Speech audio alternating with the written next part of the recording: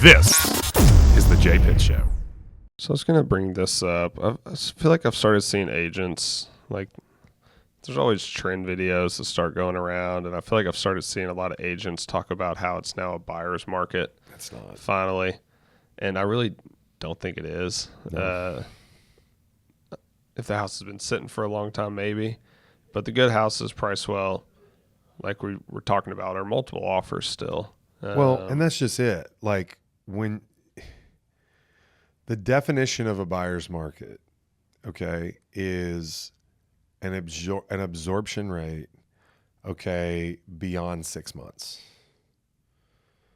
right? Mm-hmm. So listings have to take north of 6 months on average to sell to be a buyer's market, right? You have to have you have to have more than 6 months of supply at the current rate of sale, okay, for it to be categorized as a buyer's market. We don't have that, not anywhere close. Probably closer to 3 months. I haven't looked at it in a couple of days. Probably closer to 3 months inventory. It is still a severely pronounced seller's market. You know, a buyer's market is when home prices don't appreciate because, you know, supply exceeds demand, okay, and, you know, prices are flat. Prices are not flat right now.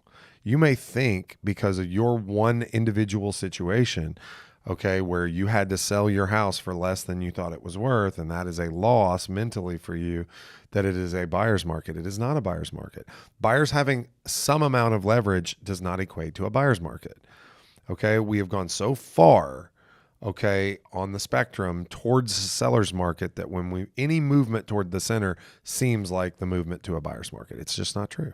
I think you set yourself up to piss off some clients as well. If a client saw that video and they're like, "Oh, okay, let's sell our house and buy," and then they go to buy, and I mean, think about what they thought they were going to. Think about the people that had a showing schedule, and this is hypothetical, obviously. I don't know that this person exists, but think about the people that had a showing scheduled on your house on Friday, the week you listed on a Thursday. Okay, and had been told by their agent that it was a buyer's market, right? Maybe they've even offered low on a few properties and not gotten it done, but they're still believing that agent that it's a buyer's market, and yours is just perfect. They're going to, I can't believe this. This is the greatest thing ever, but we can't get out there until tomorrow morning, and it sells for $27,000 over list price in hour number 8 on the market. Right? They missed it by less than 24 hours, and we're probably going to come in with an offer below list price because they believe that it's a buyer's market. It is not. Okay? You can't say, well, it's a buyer's market for this type of property. Okay, well, I feel like that's a little disingenuous because it's either a buyer's market or it's not. I think it also, my house proved, you do not have to have an offer restriction time. No, I don't like. I've never done it. Me either. Never done it. Hate it. Wish nobody did it. I think you can do it.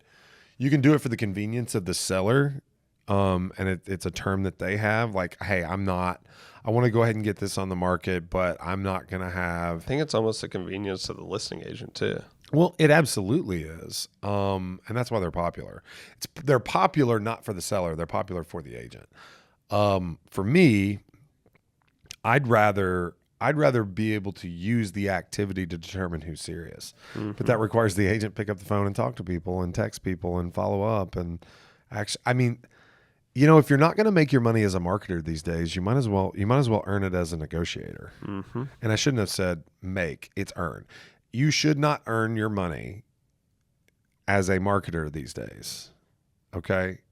You earn your money as a marketer when the market is fast. Okay, you should earn your money as a negotiator in this market. And if you're not willing to pick up the phone and talk to people and, you know, arrange a scenario that's better for your sellers than just letting it all happen by putting out a prescribed date, I don't know what you're doing. Yeah. I know there are agents that appreciate transparent communication and giving everyone a shot and all that. And I actually know a couple of really, really good agents, a couple of agents here that do this on every listing. Good for them. They get great results. To me, Okay, what I do best and how I'm going to represent my client the best is I'm going to talk to each and every agent, and I'm going to ascertain from my questions and their answers which one's the most serious. And then I'm going to leverage that to getting them to make the best offer.